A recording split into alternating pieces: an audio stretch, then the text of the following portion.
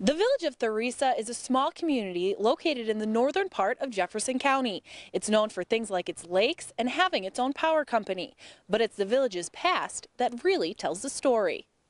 The village was founded in the early 1800s at the High Falls on the Indian River. Originally called High Falls, it was later renamed by James LeRae. It was changed to Theresa after James LeRae, who purchased all the property in 1800.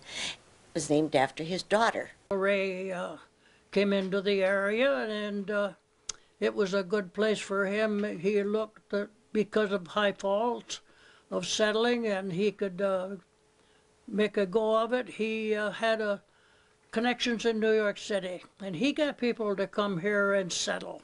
In the beginning, Theresa was full of manufacturing. Grist mills and lumber mills helped shape the area and provided many jobs. But there was some manufacturing places. We had a silk mill, a lot of industry. We were almost the size of Watertown. In 1906, the village obtained something that few other municipalities have, their own power company.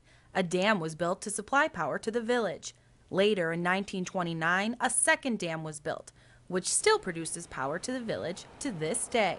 The people at that time could see that there was a need for electricity. But the bodies of water weren't only known for producing power.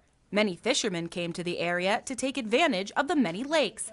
In fact, a handy tool that all fishermen use was even made by a Theresa native, William D. Chapman. He made fishing lures, which to this day, people pay a lot of money if they can find one. Chapman wasn't the only known name to the village. Two men who also called this village home were Ornest Wilcox, an assemblyman in 1944, and Roswell P. Flower, the 30th governor of New York. The village even put a marker to honor Flower in Gilman Park. It's where this house is, where Roswell was actually born. It faces that way. One of the events that defined the village in the early days was a festival called Chautauqua.